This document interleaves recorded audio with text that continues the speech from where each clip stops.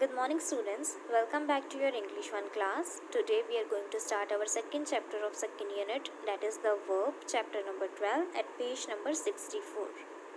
So first of all, look at the sentences given. The girl sings sweetly. He spoke very kindly to the girl.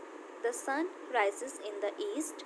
They saw the movie last night. In these sentences, the words sings, spoke, rises and saw are verbs.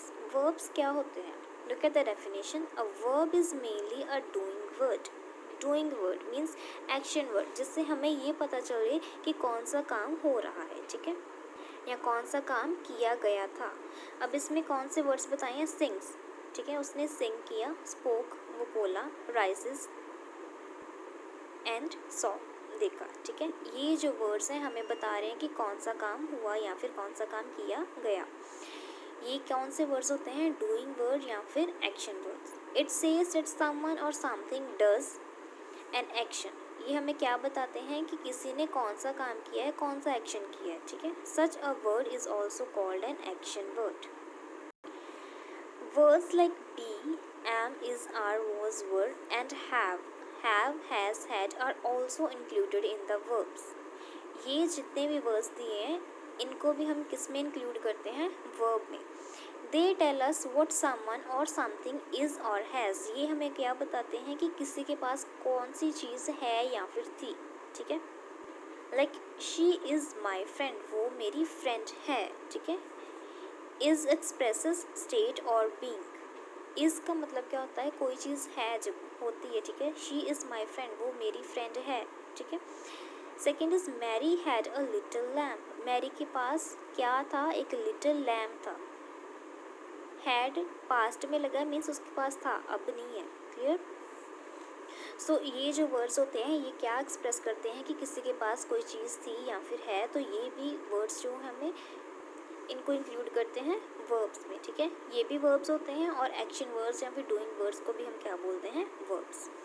A verb is not always one word. It may often consist of more than one word. As. अब इसका क्या मतलब है कि verb ज़रूरी नहीं है कि एक सेंटेंस में सिर्फ एक ही वर्ब हो, एक से ज़्यादा वर्ब्स भी हो सकती हैं. Look at the sentence.